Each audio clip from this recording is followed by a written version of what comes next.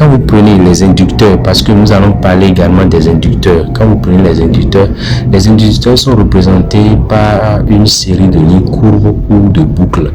C'est des inducteurs qui stockent de l'énergie dans un champ magnétique lorsqu'un courant électrique les traverse. C'est-à-dire, quand vous prenez les inductances sont utilisées dans diverses applications, notamment dans les alimentations électriques et dans les circuits radiofréquences. C'est-à-dire, quand vous prenez une alimentation électrique, l'inductance peut être utilisée pour lisser la tension de sortie. Donc, quand on parle d'inductance, c'est ces symboles-là. Et ces symboles permettent, d'accord, de surveiller, d'accord, la tension électrique. Voir, de surveiller si c'est un bon courant qui vient ou pas. Donc, quand on va laisser ces, n'est-ce pas, inductances-là, nous allons voir les commutateurs. Quand vous prenez les commutateurs, c'est comme des interrupteurs, comme je suis en train de dessiner, c'est comme des interrupteurs. Et ça peut être des interrupteurs ouverts, ça peut être des interrupteurs fermés. Mais généralement, on représente les interrupteurs de cette manière, comme de ces deux façons-là, comme je suis en train de montrer. Donc voilà ce qu'on appelle ça. Et quand vous prenez ces commutateurs, ce sont des interrupteurs qui représentent une rupture dans une ligne ou une ligne courte. Vous voyez, donc pour connecter ou pour rompre, c'est des commutateurs qui permettent de contrôler, voilà, le courant électrique dans un circuit. Parce que quand on parle d'interrupteur, vous pouvez fermer, vous pouvez ouvrir. Ça permet d'allumer ou de l'éteindre. Vous voyez, non? Donc, on rencontre ces interrupteurs dans notre vie quotidienne. Vous voyez, des interrupteurs d'éclairage sur votre mur ou bouton d'alimentation de votre ordinateur ou bien de votre poste radio et tout.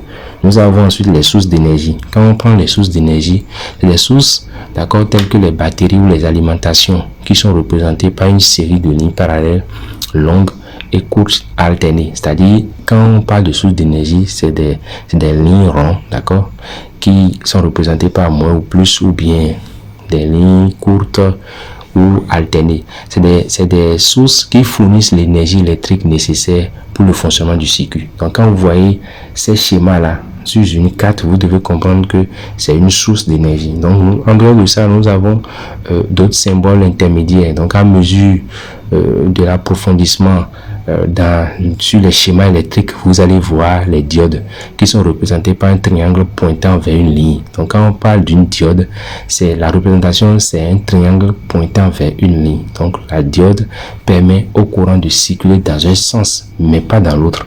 Donc, la représentation, c'est ça. C'est représenté par un triangle qui est pointé vers une ligne. Donc ça permet, d'accord, de circuler le courant dans un seul sens. Il est souvent utilisé pour convertir le courant alternatif en courant continu. On a déjà dit ça dans d'autres vidéos ici. C'est un processus qui est appelé rectification. Donc avec les diodes là, nous avons une rectification de l'ordre du courant. Vous voyez, voilà, nous avons une rectification de l'ordre du courant. C'est un peu comme ça se passe. Mais quand nous allons voir les transistors, d'accord, les transistors sont d'autres symboles intermédiaires. Quand vous prenez les transistors, vous avez des transistors NPN et des transistors PNP comme j'ai représenté. Ça se trouve également sur les cartes parce que quand vous êtes en train de faire la lecture des cartes, vous devez rencontrer ces transistors-là.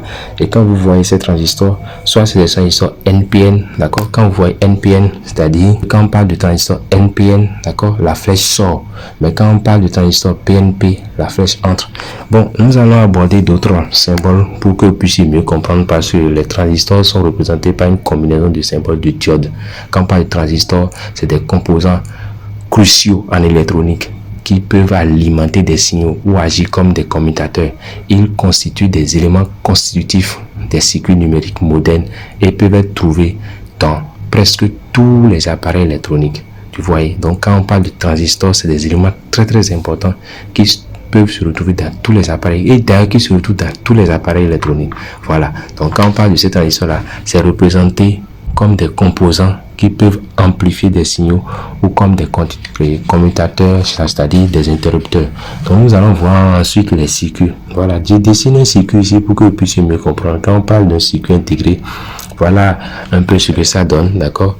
Nous avons des circuits intégrés, c'est des symboles avancés, et un circuit intégré est représenté par une boîte rectangulaire à partir de laquelle vous allez voir il y a plusieurs lignes partent, il y a plusieurs lignes qui partent dedans. Donc c'est un circuit intégré essentiellement avec des circuits miniaturisés qui ont été gravés sur une petite puce de matériaux semi-conducteurs. Donc quand on parle d'un circuit, ils peuvent être exécutés, d'accord, avec un large éventail de fonctions.